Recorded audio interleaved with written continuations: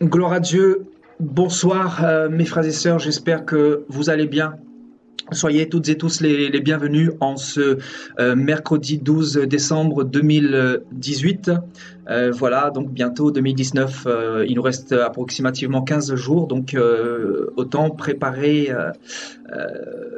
parfaitement cette nouvelle année et que nous voulons passer dans le Seigneur, bien sûr. Amen. Donc, cette année est passée super vite, comme vous le savez.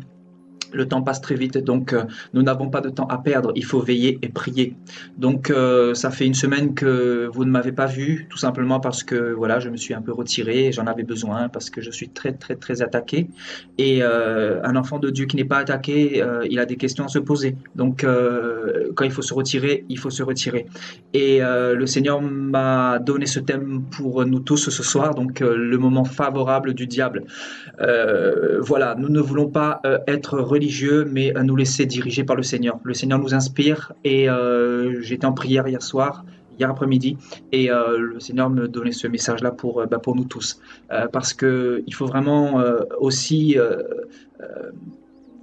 parler des choses importantes pour contrer les attaques du diable. Parce que le diable attaque et il ne cessera jamais d'attaquer, de tenter, d'essayer de nous faire échouer la marche chrétienne, de nous faire tomber tout simplement. Mais la Bible dit que le juste, même s'il tombe 7 fois, il se relève, frères et sœurs. Alléluia. Donc voilà, je suis en tout cas content de vous retrouver pour le partage de la parole de Dieu. Donc voilà le moment favorable du diable dans la vie d'un chrétien. Donc sans plus tarder, je vais vous inviter à prendre vos Bibles. Nous allons partir dans un chapitre que vous connaissez bien. Donc Luc chapitre 4, et nous lirons à partir du verset 1, frères et sœurs. Alléluia.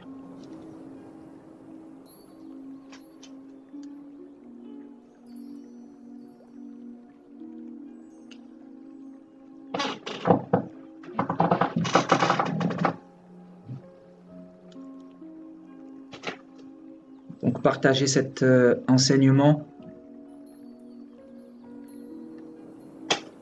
pour en faire bénéficier quelqu'un. Alléluia.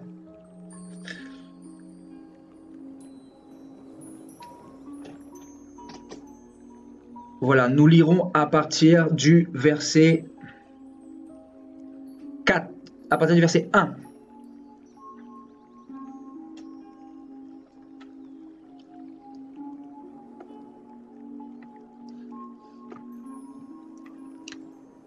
Jésus, rempli du Saint-Esprit, revint du Jourdain et fut conduit par l'Esprit dans le désert, où il fut tenté par le diable pendant 40 jours.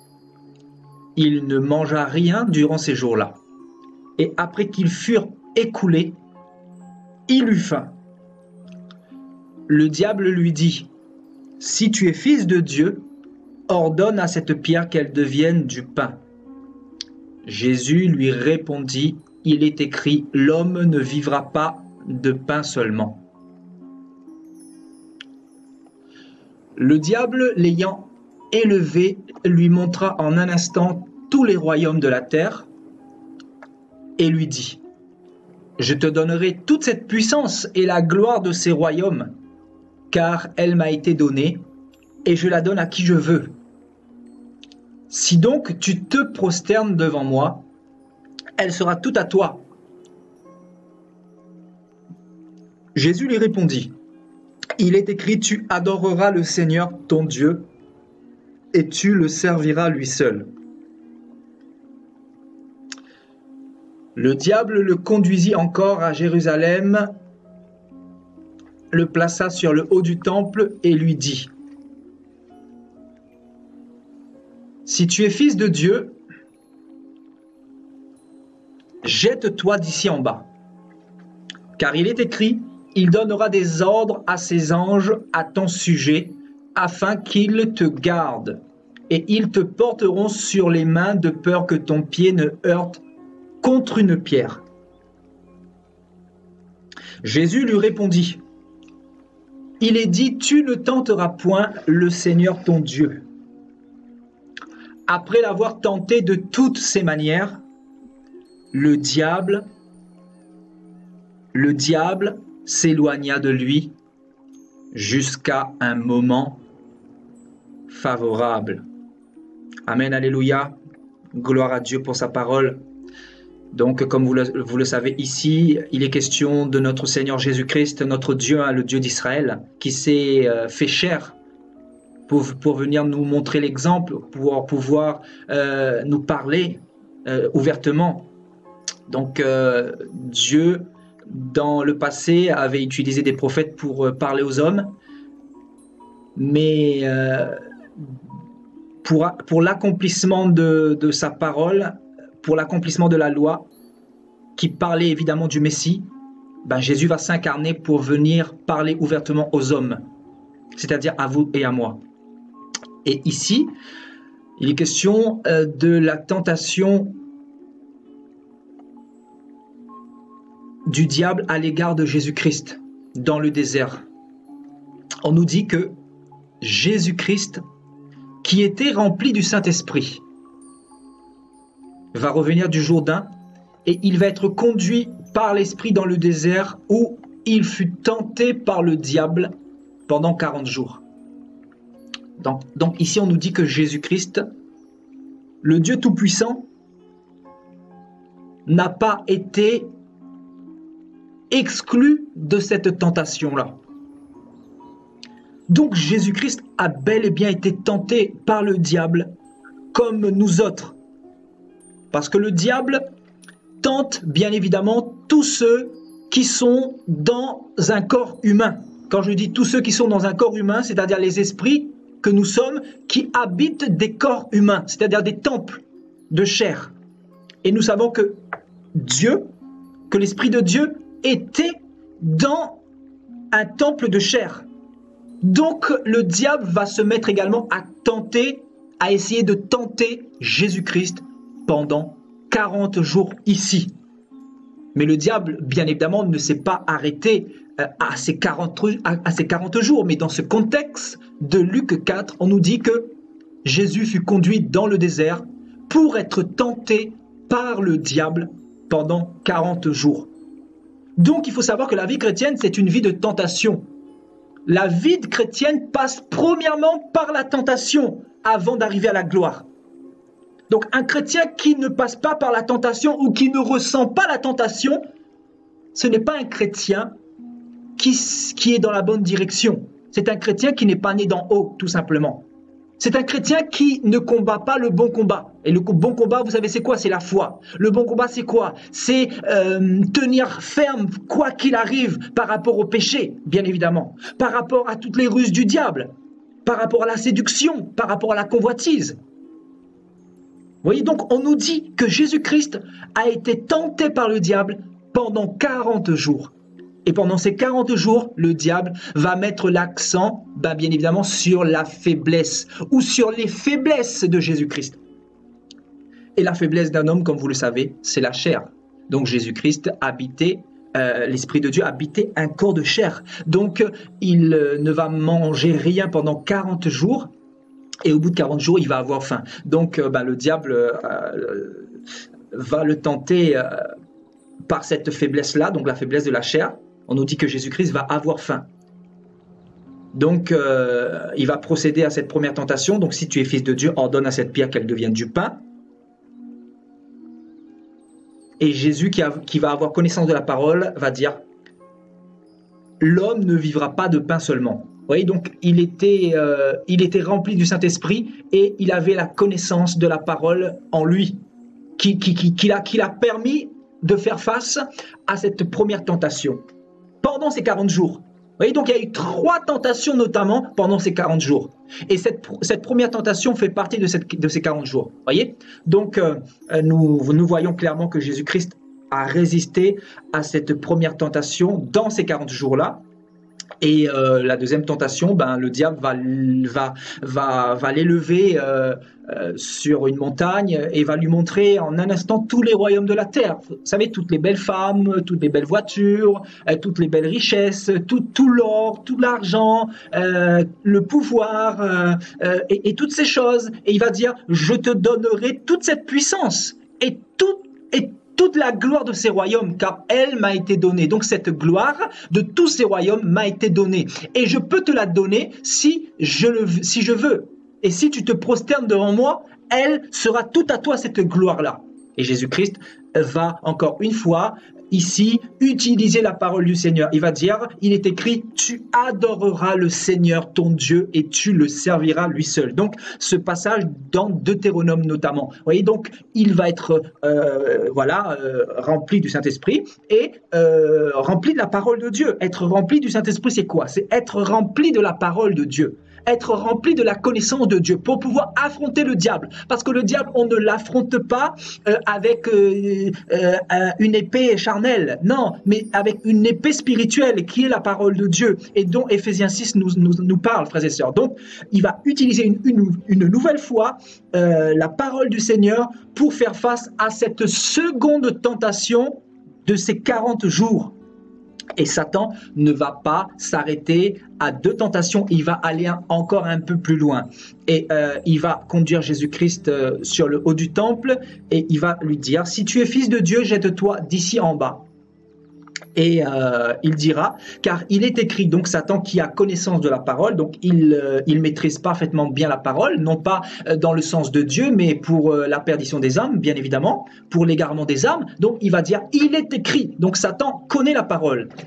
Il est écrit, il donnera des ordres à ses anges à ton sujet. Donc Dieu donnera des ordres à ses anges à ton sujet, c'est-à-dire au sujet de Jésus-Christ, afin qu'ils te gardent.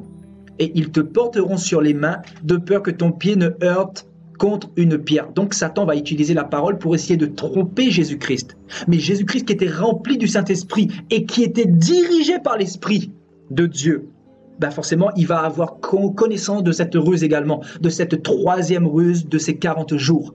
Et Jésus-Christ va utiliser une nouvelle fois un passage dans la loi de Moïse. Il va dire, tu ne tenteras point le Seigneur, ton Dieu. Amen. Et on nous dit ici, donc le verset 13 qui nous intéresse, après l'avoir tenté de toutes ses manières. Voyez? Donc après l'avoir tenté de toutes ses manières, notamment de ces 3 manières que nous venons de voir à l'instant, le diable s'éloigna de lui jusqu'à un moment favorable. Un moment favorable.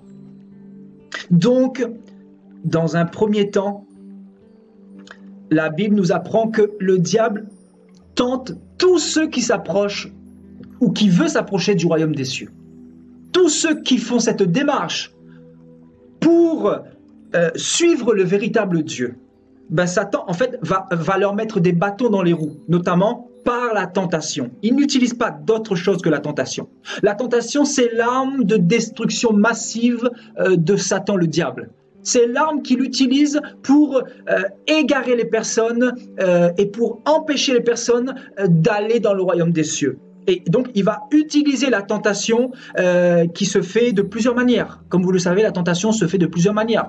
À travers la convoitise, à travers les choses de ce monde, à travers différentes plateformes, à travers la télévision, à travers Internet, à travers les églises, partout en fait. Satan est partout. La Bible dit que le monde entier est sous la puissance de Satan. Donc, chaque chrétien qui fait cette démarche pour suivre le véritable Dieu, pour suivre Jésus-Christ de Nazareth, c'est quelqu'un qui va automatiquement être confronté à la tentation.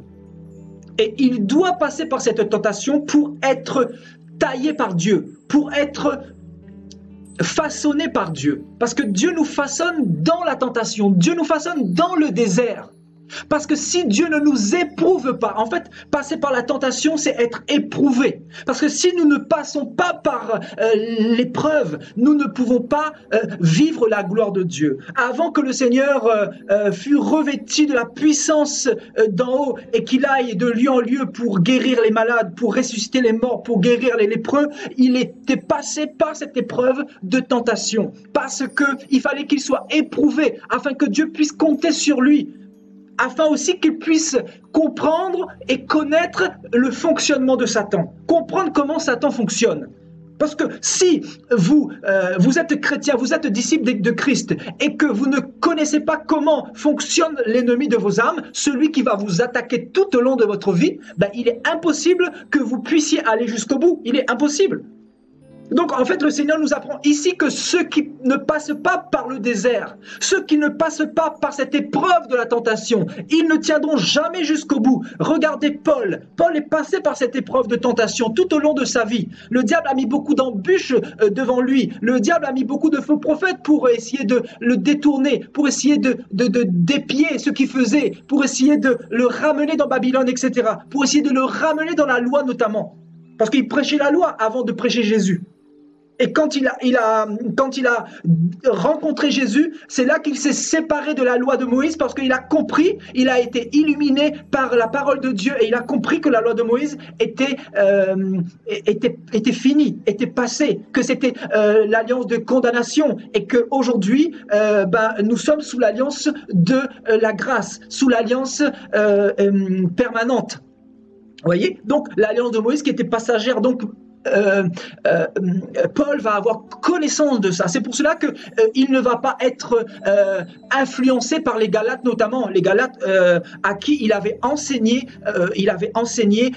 que la loi de Moïse n'était plus valable et que Jésus-Christ était l'accomplissement de la loi de Moïse et que nous étions, ou notamment les Galates étaient sous le nouveau sacerdoce de Jésus-Christ, le sacerdoce qui libère, qui brise des chaînes, le sacerdoce qui nous rapproche de Dieu, le sacerdoce qui nous justifie par rapport à tous nos péchés d'une manière permanente, frères et sœurs. Voyez ? Donc, ce sacerdoce qui nous dit que l'agneau s'est donné une fois pour l'humanité et qu'il n'y a plus besoin de faire encore des sacrifices d'animaux pour avoir du sang et pour purifier à nouveau les péchés. Vous voyez, donc Paul avait connaissance de cela. Et si Paul Paul était entouré de faux frères pour justement le ramener dans la loi de Moïse. Donc Paul, en fait, il a subi un certain nombre de tentations, un certain nombre d'épreuves, ainsi que Pierre, ainsi que Paul, ainsi que Jacques, ainsi que Étienne, ainsi que tous ceux qui étaient dans cette époque-là. Donc, vous voyez, la tentation, nous passons tous dans la fournaise de la tentation, d'une manière ou d'une autre. Nous sommes tous tentés d'une manière ou d'une autre. Et si quelqu'un me dit qu'il n'est pas tenté, c'est faux, c'est un mensonge. La Bible dit que si nous disons que nous n'avons pas de péché, nous faisons menteur le Seigneur Jésus-Christ. Donc Jésus-Christ nous dit que nous sommes pécheurs, que nous le voulions ou pas. Peut-être que nous sommes disposés favorablement au niveau de notre cœur, mais cela n'exclut pas le fait que nous sommes dans un corps de chair, c'est-à-dire un corps assujetti à la tentation, assujetti à la faiblesse, et un corps qu'on doit justement garder, un corps qu'on doit maîtriser, un corps qu'on doit veiller, parce que ce corps-là peut nous jouer des tours, et Satan utilise ce corps justement. Satan va utiliser le corps de Jésus-Christ, il va l'emmener, vous voyez, il va emmener son corps, son corps bien évidemment, parce que il va lui dire, si tu sautes en bas, Dieu va ordonner aux anges de te porter. S'il sautait en bas, il allait se tuer, vous voyez, il allait se suicider, donc forcément il allait mourir, vous voyez, donc il va utiliser le corps, il va utiliser le corps dans le sens de la nourriture également, donc des personnes qui sont éprouvées et qui ont faim et malheureusement ils vont se corrompre, vous voyez, donc ils cèdent sur la tentation, ils cèdent sous la pression comme beaucoup de chrétiens aujourd'hui, ils cèdent sous la pression parce qu'ils ont faim, parce qu'ils veulent des bénédictions, parce qu'ils veulent le mariage, parce qu'ils veulent toutes sortes ils sont animés par toutes sortes de convoitises, et ce qui fait que beaucoup se compromettent dans ce désert, parce que ce désert en fait c'est permanent, c'est un désert permanent tout au long de notre vie chrétienne. Nous sommes dans ce désert. En fait, il y a deux formes de désert. Il y a le premier désert, le jour de notre conversion. Je dirais même il y a trois formes de désert. Il y a le désert avant notre conversion où le Seigneur nous brise pour nous ramener à lui. Il y a le deuxième désert quand nous nous convertissons. Donc dans ce désert désert-là. Là, le Seigneur nous fait passer par cette épreuve de tentation ultime pour nous briser, pour que nous puissions mourir à nous-mêmes. Et la troisième forme de tentation, la troisième forme de désert, c'est le désert après le second désert, c'est-à-dire le désert jusqu'à ce que nous quittions ce monde. Parce que si nous ne sommes pas dans ce désert en permanence, nous allons commencer à devenir légers spirituellement. Nous allons commencer à comprendre le Seigneur d'une manière charnelle, et nous allons commencer à nous dire voilà, Dieu a tout accompli et que nous sommes sous la grâce et que même si nous péchons, c'est pas grave. Vous voyez comment Satan fonctionne? C'est pour cela que nous devons constamment être dans ce désert-là. Donc il y a trois formes de désert, et Jésus-Christ était passé aussi par ces trois formes de désert-là, vous voyez, jusqu'au bout, ainsi que Paul, ainsi que tous ceux qui veulent aller dans le royaume des cieux. Nous passons tous par ce désert-là. Et Jésus-Christ lui-même, il nous a montré l'exemple. Il a ouvert la voie. Vous voyez? Il a ouvert la porte comme exemple parfait. Il nous a montré que pour aller dans le royaume des cieux, nous devons être éprouvés par la tentation. Nous devons, pour notre bien. Et parce que Dieu, s'il permet cela, c'est aussi pour que nous puissions regarder nos faiblesses et que nous puissions également nous attacher à lui. Parce que si nous nous reposons sur nos acquis et nous nous disons que tout va bien, le problème c'est que quand nous allons avoir une attaque, nous ne serons pas vigilants et nous ne serons pas en train de veiller. Et le problème c'est que si nous ne veillons pas, le voleur vient pour dérober, pour tuer. Et malheureusement, beaucoup font marche arrière, beaucoup deviennent rétrogrades, tout simplement parce que dans ce moment favorable-là, ils se sont fait avoir. Vous voyez? Regardez ce que le Seigneur, regardez ce que le verset 13 nous dit ici. Jésus, après l'avoir tenté de toutes ces manières, donc le diable bien sûr, donc après l'avoir tenté de toutes ces manières, donc Jésus-Christ qui a été tenté, le diable s'éloigna de lui jusqu'à un moment favorable. Et ici, ce terme grec moment, kairos, veut dire aussi période opportune, vous voyez, période d'opportunité. Donc, ce terme kairos que nous avons déjà étudié dans le passé, c'est une mesure de temps. Vous voyez, c'est une mesure de temps dans lequel nous pouvons être faibles, nous pouvons être affaiblis, nous pouvons être distraits. Nous pouvons être animés de pensées autres que le royaume des cieux, être une période de temps où nous pouvons être éloignés des choses du Seigneur. Et c'est là que le diable vient justement dans ce moment favorable. Vous voyez, donc ce moment favorable, opportun. Vous voyez, donc ce terme kairos veut dire aussi période bien définie, vous voyez, une période bien définie où nous nous trouvons dans un état de faiblesse. Vous voyez, Satan n'attaque pas quelqu'un qui est fort. Vous voyez, regardez, Jésus-Christ était fort ici dans Luc 4. Il a tenté Jésus-Christ à 3 reprises et il a vu que la foi de Jésus-Christ était forte, que sa foi était solide. Et qu'est-ce qu'il va faire? Qu'est-ce qu'il va faire? Il va s'éloigner de Jésus-Christ. Vous voyez? Il va s'éloigner de Jésus-Christ. C'est important de comprendre cela, frères et sœurs. Il va s'éloigner de Jésus-Christ. Pourquoi? Parce qu'il a vu que Jésus-Christ était fort, que sa foi était inébranlable. Que malgré une tentative, malgré 2 tentatives, malgré 3 tentatives de tentation pour le faire tomber dans le péché, il a vu que Jésus-Christ était déterminé et qu'il n'avait pas cédé. Donc, qu'est-ce qu'il se dit? Je vais m'éloigner et je vais laisser Jésus-Christ dans sa petite vie. Je vais lui laisser un petit peu oublier un petit peu le diable. Vous voyez? Je vais laisser un petit peu Jésus-Christ m'oublier, lui faire croire que je m'occupe plus de lui. Vous comprenez comment il fonctionne? Vous voyez? En fait, si le diable s'éloigne, c'est pourquoi? C'est pour une seule et bonne raison, frères et sœurs. C'est pour nous faire croire que il ne va plus nous attaquer, et c'est un mensonge.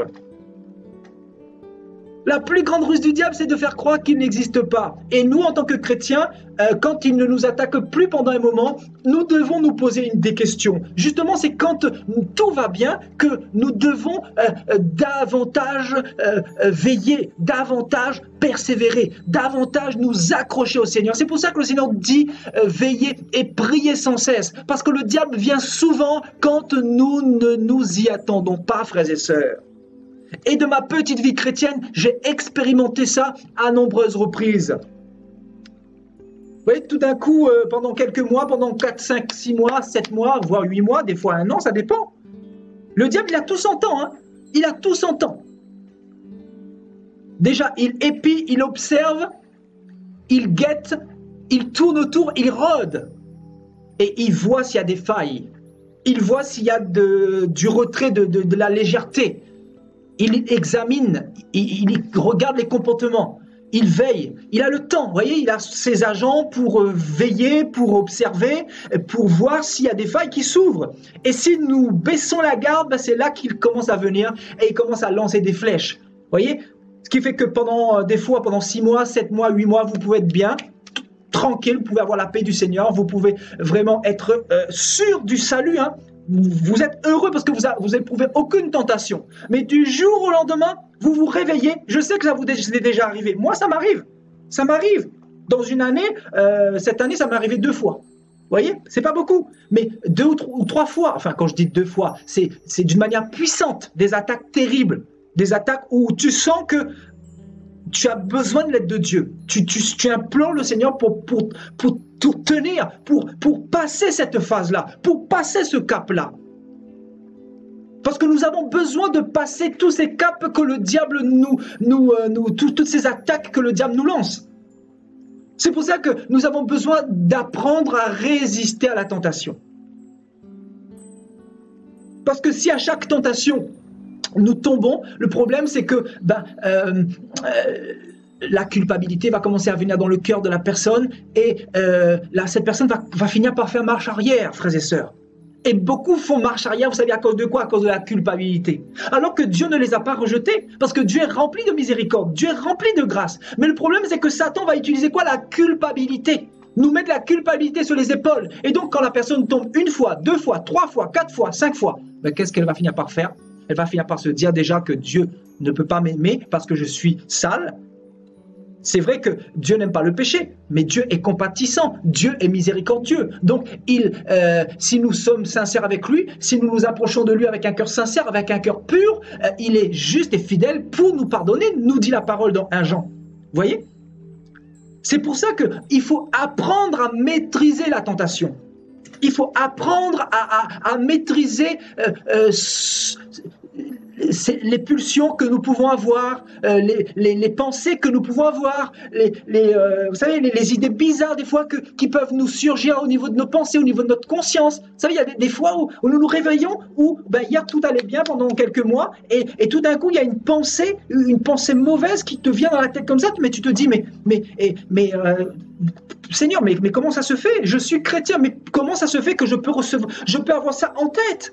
Ça peut être n'importe quoi. Ça peut être de la colère. Tu peux te réveiller avec l'esprit de colère et tu ne sais pas pourquoi. Alors que tu es en train de te faire attaquer par le diable pour te pousser à pécher, pour te pousser à te quereller avec ta femme ou avec ton époux.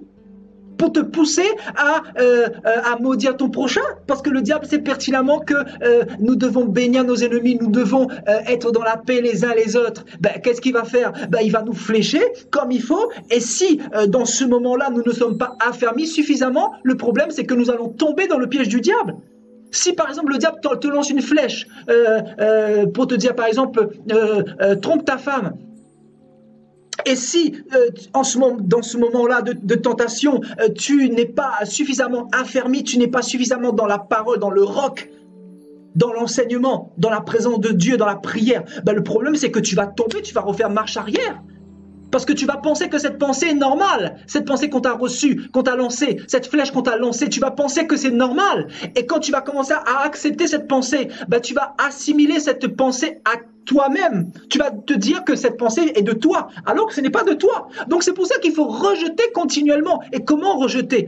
Il y a plusieurs manières de rejeter la tentation. C'est d'une part dans la prière, dans la persévérance, dans la détermination, surtout dans la patience, frères et sœurs, la patience. Parce que le diable ne reviendra jamais dans un moment défavorable. Il ne vient jamais dans un moment défavorable. Vous devez vous dire ça à partir d'aujourd'hui, frères et sœurs. Satan n'attaque pas les guerriers. Il attaque les guerriers, bien évidemment, mais dans des moments défavorables, dans des moments favorables, pardon. C'est-à-dire des moments où la personne sera faible, la personne sera seule, par exemple. Par exemple, tu es seul. Satan t'envoie une pensée, tu n'es pas marié, imagine que tu n'es pas marié, Satan t'envoie une pensée, il te dit, voilà, va sur un site de rencontre, trouve quelqu'un pour être accompagné, et c'est là que Satan Satan prévoit un plan derrière, et il va utiliser une sorcière avec qui tu vas coucher. Au début, pourtant tu avais le zèle, ton cœur était rempli de détermination pour craindre Dieu, et tu vas te rendre compte que petit à petit, ton feu est en train de s'éteindre, petit à petit, tu commences à avoir dans ton cœur des choses que tu n'avais plus. Tu vas avoir des envies bizarres, des envies de sexe, parce que Satan est en train de travailler sur toi, parce que Satan a déjà procédé à une phase de tentation et il veut vraiment te faire craquer sous la pression. Et si tu t'éloignes du Seigneur, le problème c'est que tu vas succomber à la tentation, tu vas croquer dans cette pomme et tu vas finir par tomber. Et beaucoup malheureusement tombent. Satan ne vient pas dans des moments défavorable. Satan vient toujours dans des moments favorables. Un moment favorable, c'est quoi? C'est un moment où il peut avoir une chance de faire tomber la personne. Un moment favorable est un moment propice pour faire tomber une personne. Parce que ici, dans le contexte de Luc 4, Satan avait compris que faire tomber Jésus-Christ, c'était impossible. Donc, qu'est-ce qu'il s'est dit? Je vais m'éloigner de lui pendant quelques mois, pendant 6 mois. Et je vais observer quand il sera dans la faiblesse, quand il sera attaqué, quand il sera persécuté par mes faux prophètes, et par les pharisiens, par les scribes, par les principaux sacrificateurs, par ceux de sa propre nation. Je vais provoquer beaucoup de troubles, beaucoup de persécutions, beaucoup d'attaques pour le faire succomber, pour que ses genoux fléchissent, pour qu'il s'associe à de mauvaises personnes. Voyez ? C'est dans les moments faibles. Et dans les moments faibles, maintenant, si tu commences à mettre ta confiance dans les hommes, si tu commences à perdre espoir, combien de personnes ne perdent-ils pas espoir dans les moments difficiles, dans les moments de tentation? Parce que c'est trop dur, parce que c'est dur. Mais oui, frères et sœurs, la Bible nous dit que nous serons tentés. La Bible nous dit que nous serons dans la fournaise de la tentation. La Bible nous le dit, alors arrêtons de nous voiler la face et préparons-nous justement à faire face à tout ce que le diable peut mettre dans nos vies dans le futur. Parce que nous devons nous préparer à cela, parce que cela peut arriver à n'importe quel moment, frères et sœurs. Il m'est arrivé déjà de vous prêcher la parole dans le passé, et juste après, je reçois une attaque terrible, une attaque terrible. Et comment sortir de ces attaques-là? Vous avez ceux qui succombent et vous avez ceux qui tiennent, qui souffrent. Parce que ne pas succomber à la tentation, c'est quoi concrètement? C'est souffrir. Souffrir. Vous savez, le Seigneur était en train de souffrir quand il disait non à Satan. Non, l'homme ne vivra pas de pain seulement, mais de toute parole qui sort dans la bouche de l'Éternel. La tentation est égale souffrance. Je vous assure, souffrance. C'est pour ça que quand on dit on souffre, c'est de toutes les manières. Un chrétien souffre de toutes les manières. Il va souffrir déjà de toutes les adversités, de tous les faux frères, de toutes les persécutions, de toutes les calomnies, des tentations, de toutes ces choses, frères et sœurs. Et si tu n'es pas assez affermi, si tu n'es pas assez dans la présence de Dieu, tu ne peux pas tenir, tu craques, tu succombes sous la pression, parce que la pression est telle que tu finis par succomber au bout d'un moment si tu n'es pas ressourcé par ton Seigneur. C'est comme Samson. Delilah, elle a mis la pression pendant plusieurs fois, à nombreuses reprises, et il va finir par succomber. Il va finir par succomber. Pourquoi? Pourtant, Samson était rempli d'une une grande onction divine, mais on nous apprend que Samson est tombé. Au bout de 3 fois, il a dévoilé son secret. Combien de personnes ne dévoilent-ils pas leur secret, frères et sœurs? Satan s'en fiche complètement et royalement de ce que nous allions à l'église, de ce que nous lisions la Bible, de ce que nous prions, etc. Ce qu'il veut, c'est un cœur obéissant d'abord. C'est un cœur, en fait, ce qu'il craint, c'est un cœur obéissant au Seigneur. C'est un cœur qui craint Dieu. C'est un cœur qui refuse de pécher volontairement. Voilà les personnes qu'il craint, Satan. Satan ne craint pas quelqu'un qui lit la Bible. Satan ne craint pas quelqu'un qui prie parce que tu peux prier, tu peux chanter, tu peux aller dans une église, tu peux même nourrir tous les orphelins du monde entier. Mais si tu désobéis au Seigneur, si tu es dans l'impudicité, si tu es dans la convoitise constamment, si tu es dans le déni, si tu es dans la légèreté spirituelle, bah tu seras la proie de l'ennemi. Tu seras la proie de l'ennemi, l'ennemi va te manger, l'ennemi va mettre le grappin sur toi. Parce qu'il voit que ton cœur n'est pas sincère. Ton cœur n'est pas vrai, ton cœur n'est pas pur envers Dieu. Que tu ne veux pas souffrir pour Dieu. Jésus dit quoi? Si quelqu'un veut me suivre, qu'il porte sa propre croix. S'il ne porte pas sa croix, il n'est pas digne de moi. Porter sa croix, c'est quoi? C'est ne pas succomber à la tentation. Porter sa croix, c'est quoi? C'est souffrir dans la tentation, c'est accepter la souffrance dans la tentation. Et frères et sœurs, ce n'est pas facile. Ce n'est pas facile. C'est pour ça que Paul va dire dans les Corinthiens 10 que celui qui croit être debout, prenne garde de ne pas tomber. Si je vous donne ce message, c'est pour vous dire que méfiez-vous de Satan parce qu'il travaille, parce qu'il est là, parce que je vous assure que des fois, vous pouvez être tranquille pendant quelques mois. Mais tout d'un coup, vous recevez une attaque, une pensée bizarre, des envies bizarres et vous vous dites mais d'où ça vient? Vous vous dites mais comment se fait-il? Seigneur, je suis avec toi. Comment se fait-il? Ah ben oui, mais Satan attaque. Satan vient quand? Dans les moments favorables, dans les moments où nous nous sentons peut-être faibles. Même des fois, nous croyons être forts, mais la preuve, nous sommes faibles. Nous avons besoin de Dieu. C'est là, à ce moment-là, que nous nous rendons compte que nous avons besoin du Seigneur. Nous avons besoin de nous attacher au Seigneur. Nous avons besoin de nous accrocher, de nous agripper à lui, de l'invoquer, de le prier, de nous humilier, frères et sœurs. C'est pour ça que le Seigneur dit « Humiliez-vous sous ma main puissante et je vous élèverai au temps convenable ». Au temps convenable, c'est quoi? Le temps convenable, c'est le temps, approprié, le temps choisi par Dieu, après qu'il t'ait fait passer par une épreuve, par une succession d'épreuves, pour te préparer à la gloire future, pour te préparer à la dimension future, parce que dans la dimension du Seigneur, il y a la souffrance. Je vous assure, frères et sœurs, c'est pas facile de suivre Jésus. Pourquoi? Parce que nous souffrons. Jésus, c'est le seul Dieu qui fait souffrir. Non pas souffrir pour notre mal, mais pour notre bien. Jésus, nous dit Hébreux 12, nous châtie pour notre bien. La tristesse selon Dieu est une bonne tristesse, est une tristesse qui produit en nous une repentance à salut, dont on ne se repent jamais. Mais la tristesse selon le monde produit la mort. Quand tu es triste dans le péché, tu pèches, tu deviens triste et tu es en train de mourir spirituellement. Et si tu meurs comme ça, tu vas aller en enfer. Donc vaut mieux souffrir pour Dieu, vaut mieux souffrir dans la tentation que souffrir dans le péché, frères et sœurs. En réalité, c'est ça, c'est la souffrance, la souffrance. C'est pas facile, frères et sœurs. C'est pas facile les combats que nous avons. Moi, je sais pas vous, mais moi j'ai des combats terribles. Des combats terribles. Et comme par hasard, des fois, c'est quand je vais sur le front pour chasser des démons, pour essayer d'apporter mon aide à des personnes possédées. Comme par hasard, c'est juste quelques jours après, boum, tout d'un coup comme ça, et tu te dis, mais si tu n'es pas équipé dans le jeûne ou dans la prière, ben des fois le Seigneur permet cela aussi pour dire, mon fils, là, tu n'as pas été très discipliné ces temps-ci dans le jeûne ou dans le jeûne par exemple. Tu n'as pas été peut-être trop discipliné, donc veille sur toi. Je veux que tu sois dans ma présence, que tu ne t'éloignes pas de moi. Parce que le diable est là et il scrute et il te surveille. Donc ces tentations ou ces envies ou ces pensées bizarres qui peuvent venir dans ta tête, c'est tout simplement parce que je veux te montrer que le diable est là, que le diable est là et il rôde, il érode. Il rôde pourquoi? Pour chercher qui va dévorer.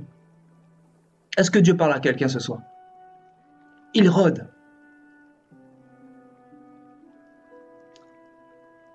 Voyez, le moment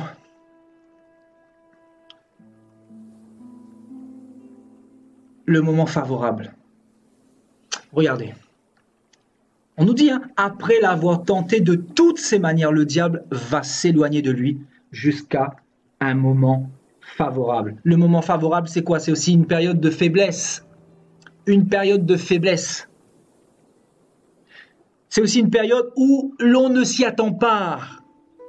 Parce que nous croyons que voilà, nous sommes arrivés. Ben, le Seigneur dit, mon coco, ben, je viens bien te briser pour que tu ne deviennes pas orgueilleux. Pour que tu t'accroches constamment à moi.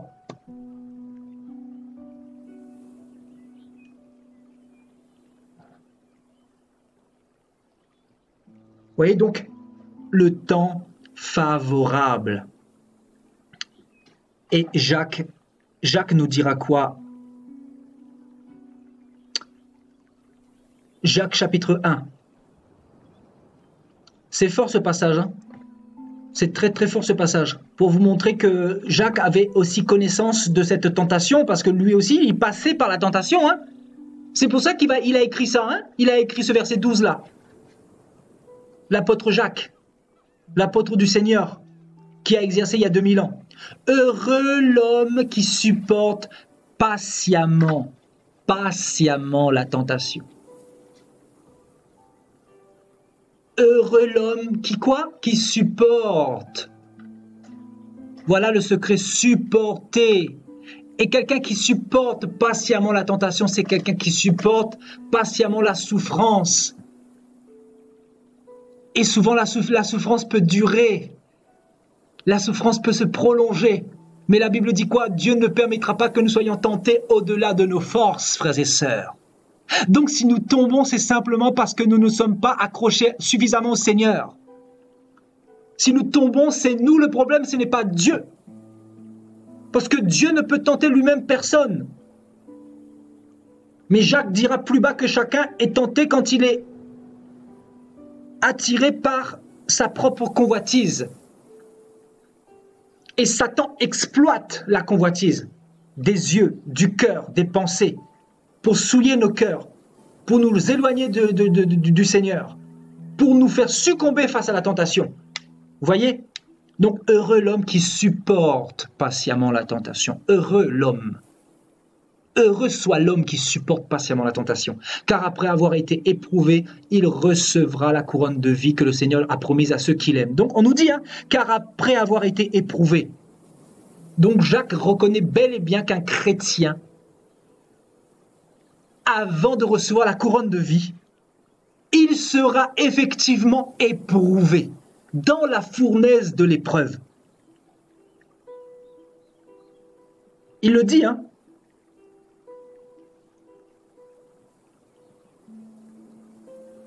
Donc, le secret pour la tentation, c'est supporter patiemment la tentation.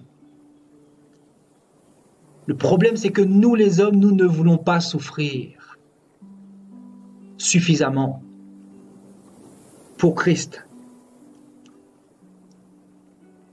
Nous sommes tellement dans la chair des fois que nous avons du mal à supporter la souffrance. C'est pour cela que vous allez voir des personnes qui craquent facilement par rapport à la cigarette. Il y a des personnes, voilà, bon ben, ils souffrent parce qu'il y a une pulsion qui est là. Vous comprenez? Il y a une pulsion qui est là.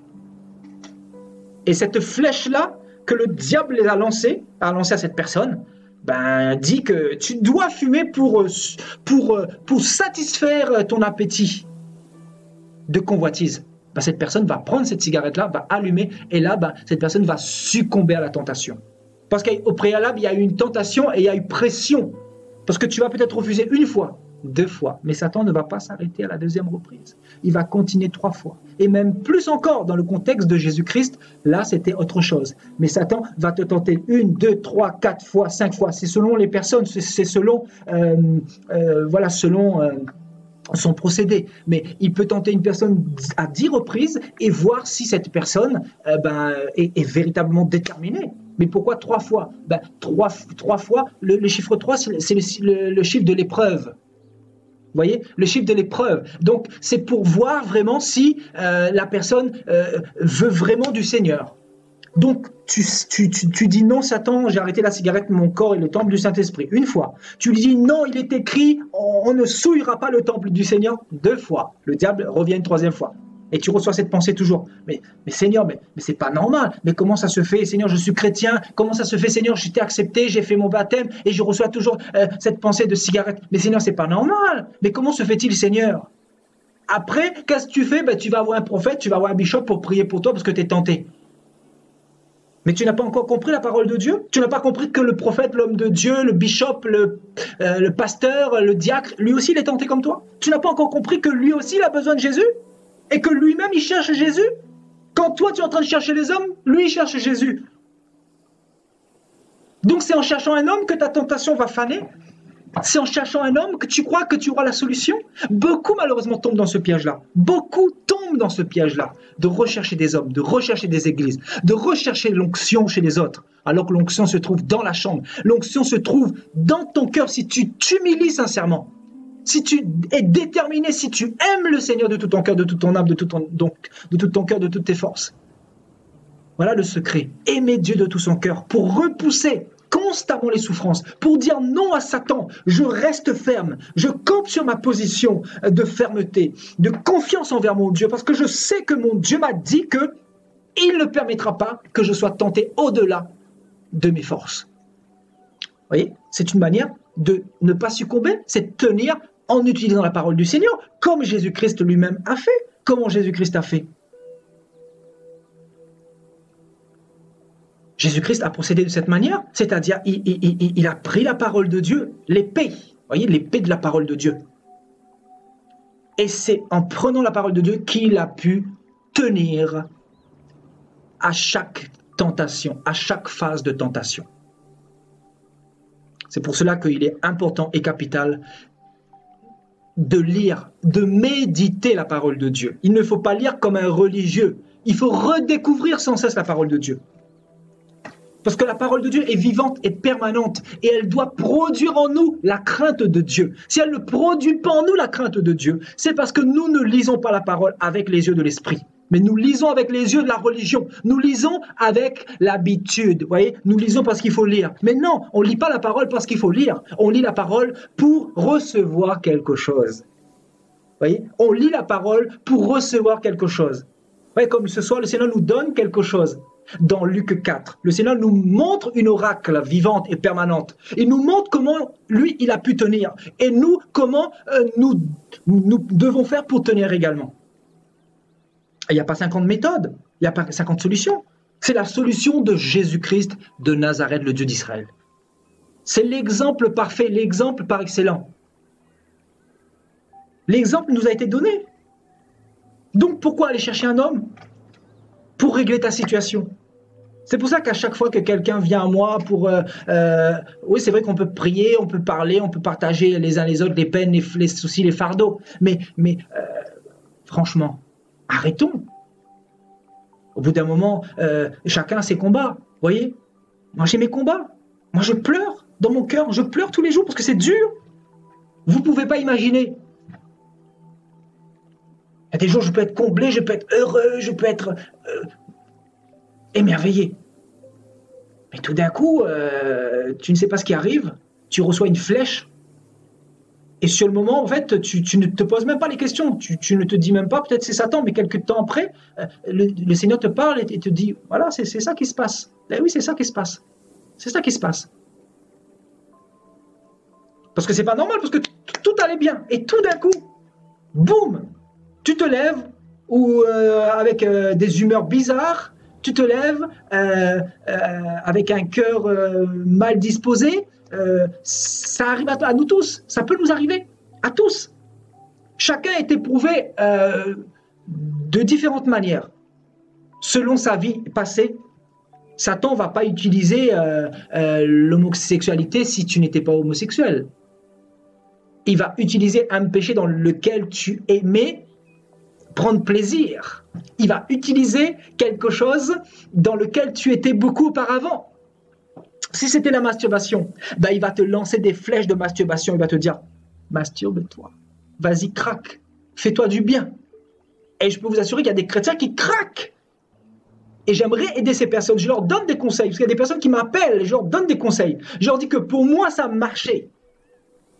Depuis que je suis avec le Seigneur, je n'ai pas envie de masturbation. Je n'ai jamais envie. Pourquoi? Parce que mon cœur est comblé, mon cœur est satisfait. Vous voyez? Mais il y a des personnes qui craquent. Parce que dans ce moment favorable-là, c'est là qu'ils vont craquer. Alors que le Seigneur veut les faire passer hors de ce moment favorable. Qu'ils passent cette épreuve-là patiemment. Vous voyez? Regardez, patiemment. Heureux l'homme qui supporte patiemment la tentation, car après avoir été éprouvé, il recevra la couronne de vie que le Seigneur a promise à ceux qui l'aiment. Mais c'est une question d'aimer Dieu également. Aimer Dieu, c'est pour ça que le premier commandement, c'est aimer Dieu de tout son cœur, de toute son âme. Donc, comment prier le Seigneur? Demandez au Seigneur de vous donner un cœur pour l'aimer de tout votre cœur, de toute votre âme, de tout votre esprit. Il faut prier comme ça, il faut arrêter de prier pour avoir le mariage. Il faut arrêter de prier pour trouver une bonne église. Il faut arrêter de prier pour ses besoins charnels. Il faut prier pour la prière du salut, la prière du bon combat de la foi. La prière pour finir sa vie chrétienne. Parce que c'est bien beau de commencer une vie chrétienne, mais si tu ne la termines pas, si tu commences bien et tu finis mal, c'est quoi le but? Qu'as-tu fait de bon? Est-ce qu'il y a de l'honneur de commencer une maison, de construire une maison, de commencer à la bâtir et de ne pas la terminer? Et que cette maison se retrouve sans toit, sans tôle, sans charpente? Donc c'est complètement stupide. Donc vaut mieux ne pas commencer à construire cette maison-là. Et d'ailleurs, le Seigneur donne une parabole dans la parole par rapport à ça. Un homme prudent, c'est celui qui prépare les choses en conséquence pour avancer de la meilleure manière avec le Seigneur et aller jusqu'au bout. Amen. Alléluia. Donc, supporter la tentation. La tentation. Un des secrets fondamentaux pour tenir. Et encore une fois, supporter la tentation patiemment, c'est supporter la souffrance que ça engendre. Parce que ça engendre beaucoup de souffrance en nous. Je ne sais pas par quelle tentation tu passes, mon ami, mon frère, ma sœur.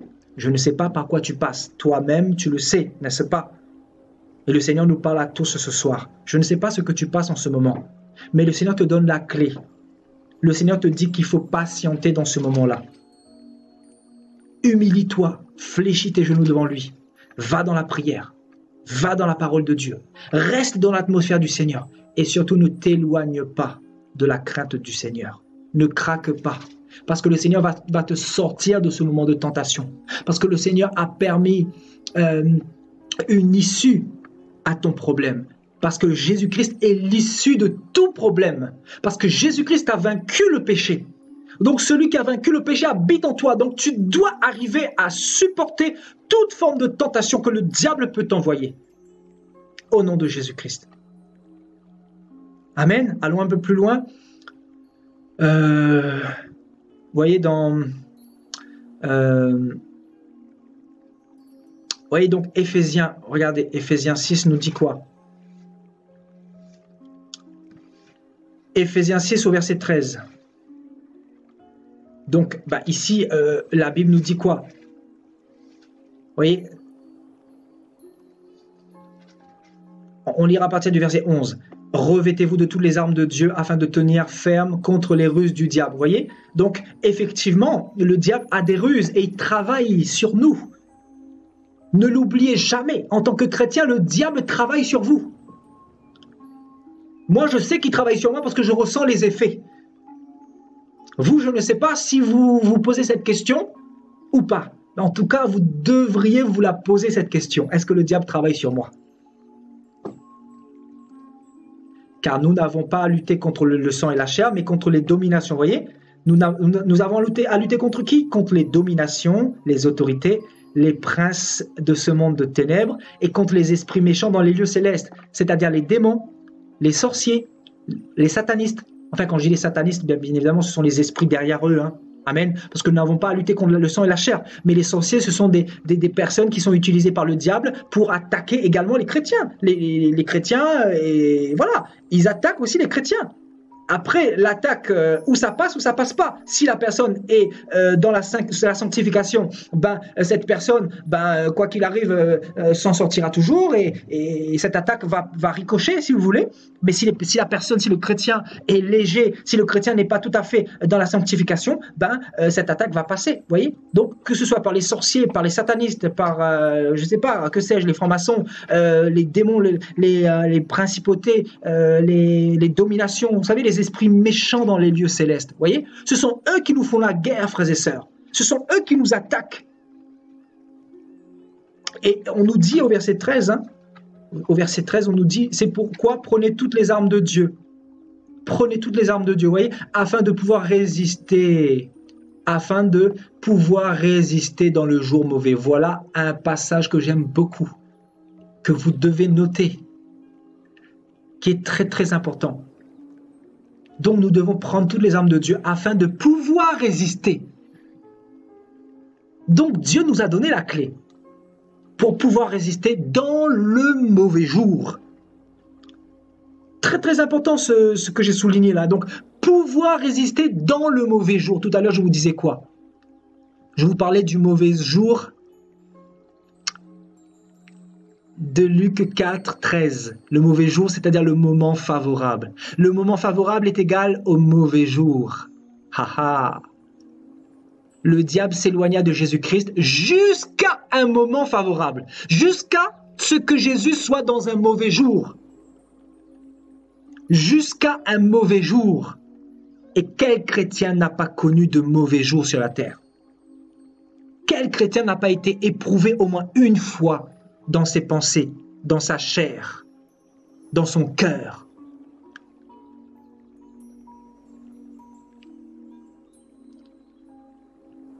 Amen.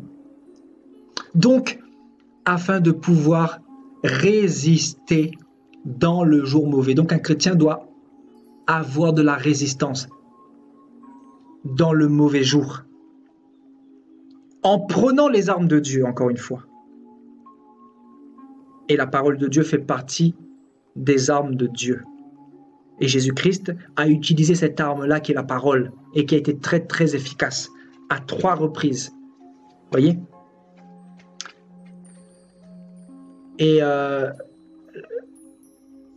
on nous dit un peu plus loin, et tenir ferme après avoir tout surmonté. Vous voyez? Donc, ce n'est pas fini. Hein, donc, il y a la résistance dans le jour mauvais.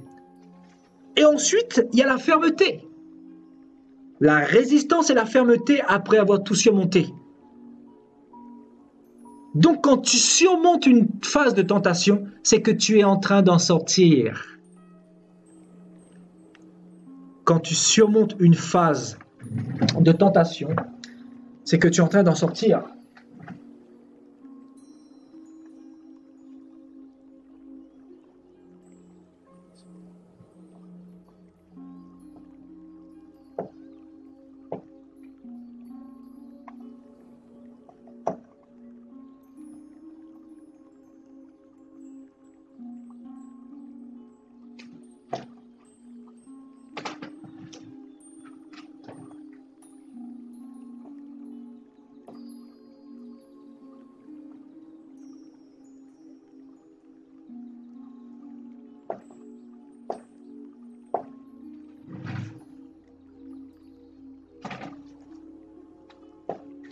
voyez? Donc, un temps défini ou opportun. Donc, ce terme grec, hein, vous voyez? Donc, c'est une portion de temps. C'est une portion. Donc, on est amené à sortir, vous voyez? À sortir. Et quand on sort, on surmonte, frères et sœurs. Et c'est ce qu'est en train de dire ici Paul dans l'épître aux Éphésiens. Vous voyez, donc...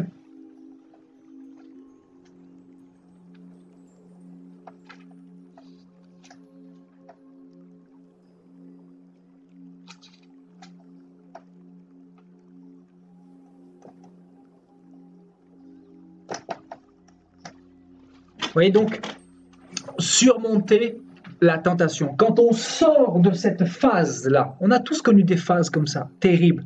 Après, tout va bien. Vous voyez, c'est par phase en fait, ça dépend.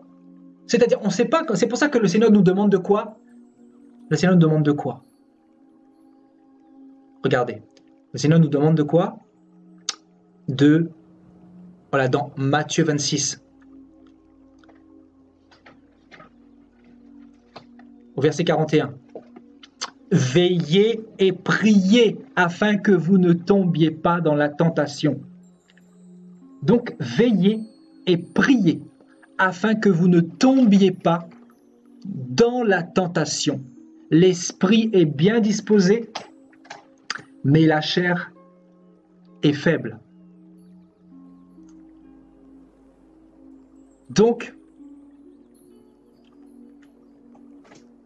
un des secrets, c'est de veiller en permanence. Et quelqu'un qui veille, c'est quelqu'un qui est vigilant. C'est quelqu'un qui attend d'ailleurs que cette phase de tentation arrive avec vigilance. Et quand elle arrive, cette personne pourra faire face à cette phase de tentation-là.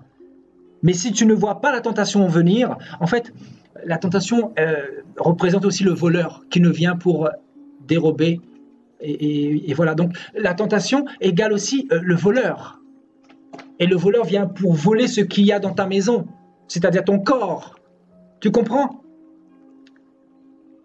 Donc, tu dois veiller à ce que le voleur ne puisse pas voler ou venir voler ce que tu as reçu, c'est-à-dire ta relation avec le Seigneur, c'est-à-dire ton obéissance envers le Seigneur, c'est-à-dire ta constance envers le Seigneur, c'est-à-dire ton intégrité envers le Seigneur, c'est-à-dire ta discipline envers le Seigneur, c'est-à-dire ta fermeté envers le Seigneur, ta foi envers le Seigneur, ta détermination envers le Seigneur.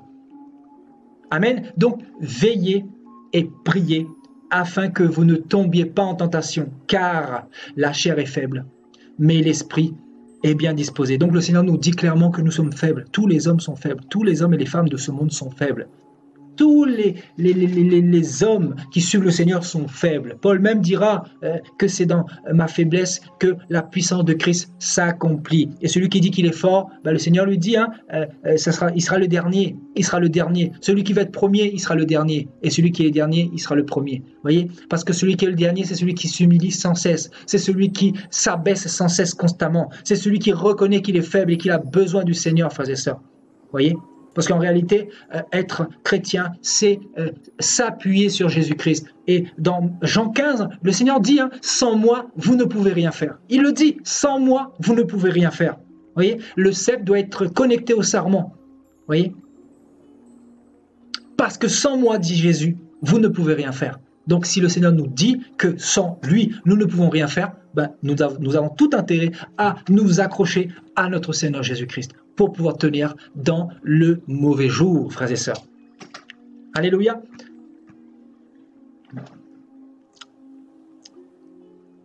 Et donc, nous revenons dans Éphésiens 6.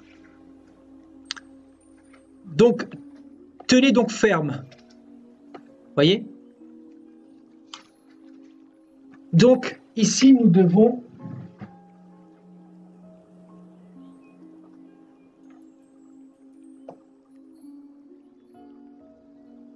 tenir ferme, frères et sœurs. Amen. Après avoir tout surmonté, voyez?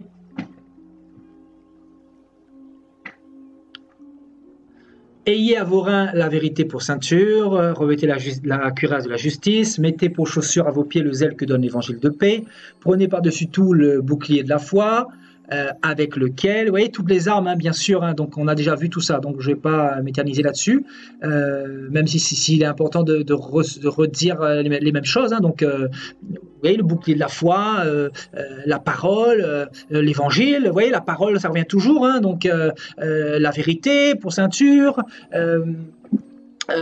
la justice, la cuirasse de la justice, et ce qui nous intéresse ici, avec lequel vous pourrez éteindre tous les traits enflammés du malin.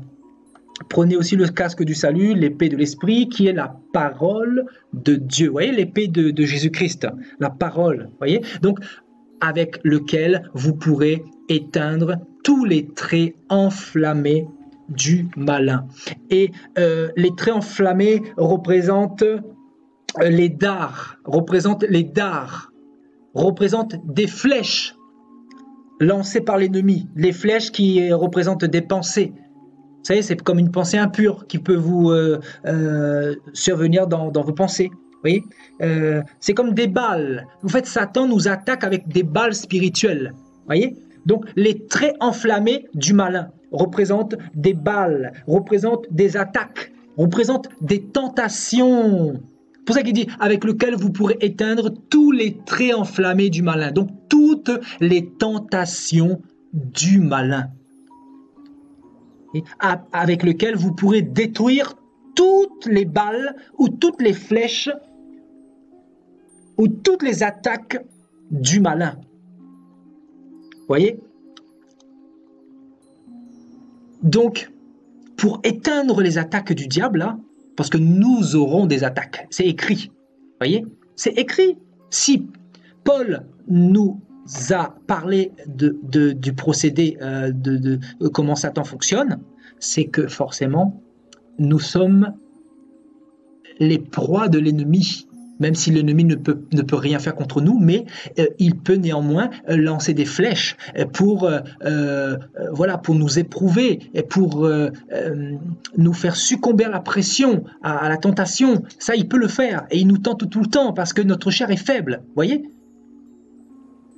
Ce qu'il ne peut pas faire, c'est nous faire mourir, c'est nous tuer, c'est nous lancer des maladies. C'est quand le Seigneur dit il ne peut rien faire contre l'Église, c'est dans ce sens-là. Il ne peut pas nous attaquer dans le but de nous tuer, dans le but de réclamer notre âme, parce que le sang de Jésus a coulé pour nous. Vous voyez ?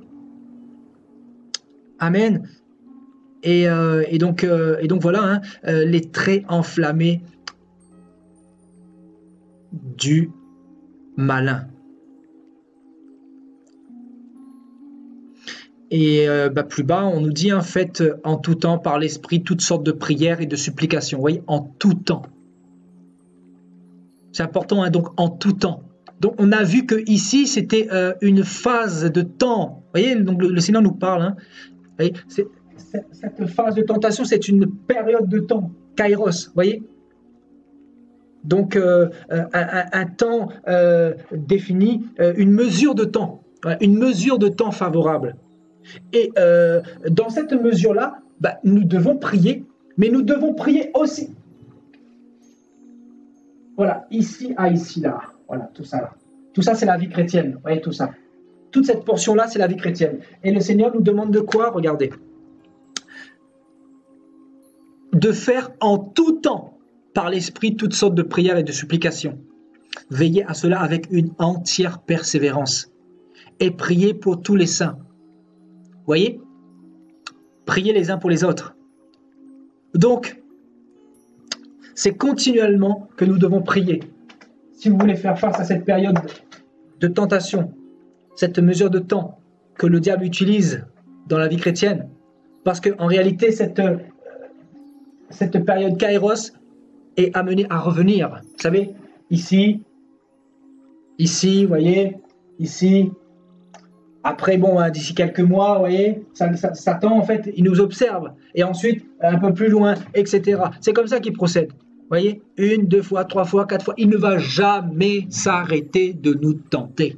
Satan ne s'arrêtera jamais de nous tenter, mais Dieu nous donnera la force d'y arriver, mais à condition de mettre en pratique sa parole, à condition de rester attaché à lui. Et je suis persuadé que quelqu'un qui reste attaché au Seigneur, quelqu'un qui aime le Seigneur, quelqu'un qui obéit au Seigneur, quelqu'un qui a un cœur dévoué, un cœur disposé, un cœur favorablement disposé pour le Seigneur, c'est quelqu'un qui ira jusqu'au bout, c'est quelqu'un qui ne tombera jamais, frères et sœurs. Je suis persuadé de cela. Mais je suis persuadé également que tous les chrétiens sont faibles dans la chair. C'est une évidence et la Bible nous en parle d'ailleurs. Jésus nous dit qu'il faut prier sans cesse parce que la chair est faible. Et pour terminer, nous irons dans 1 Pierre chapitre 5.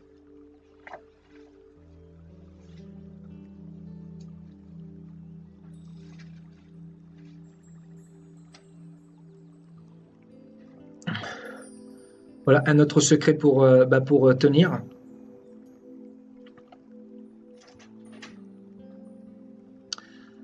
Humiliez-vous sous la main puissante de Dieu afin qu'il vous élève au temps convenable et déchargez-vous sur lui. Vous savez, des pleurs, de toute cette souffrance, de toute cette tristesse, vous devez vous décharger sur lui de tous vos soucis, de toutes vos larmes, de tous vos combats, car lui-même prend soin de vous. Donc, l'humilité, il faut toujours vous humilier sous la main puissante de Dieu, afin qu'il vous élève au temps convenable. Et l'humilité, c'est très important. Et je vous assure que moi-même, j'expérimente ça avec le Seigneur quand je suis dans des périodes terribles, là, comme récemment, là. Je vous assure, je me suis vraiment humilié devant le Seigneur. Et j'ai prié le Seigneur. J'étais vraiment comme d'habitude, j'essaie d'être le plus sincère avec le Seigneur. J'essaie d'être le plus disposé envers le Seigneur. J'essaie de tout lui dire, de rien lui cacher, de lui dire, Seigneur, voilà, je suis faible à ce niveau-là, à tel niveau, Seigneur, aide-moi.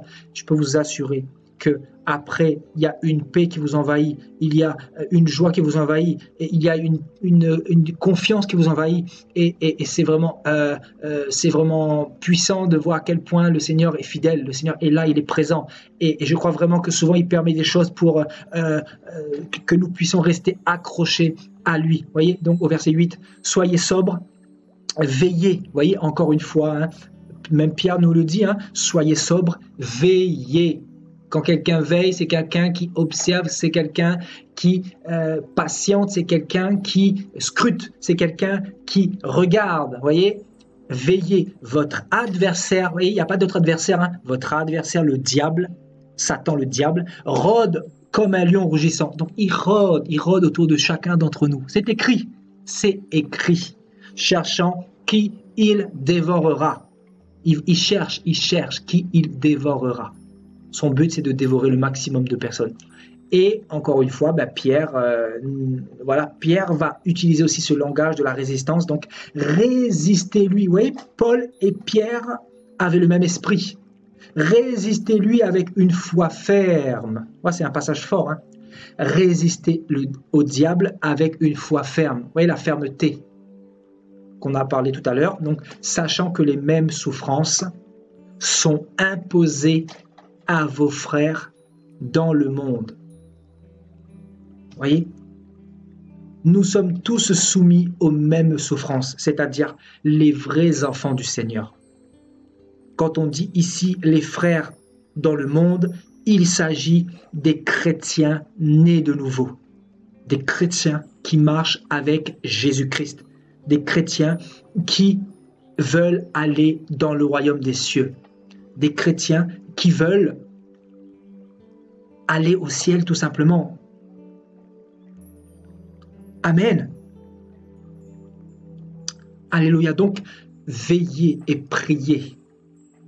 Veillez et priez sans cesse. Et ne pas s'endormir comme les disciples dans le jardin de Gethsémane avant que le Seigneur fût livré à Israël pour mourir sur la croix, dans ce contexte de Matthieu 26, vous voyez. Donc,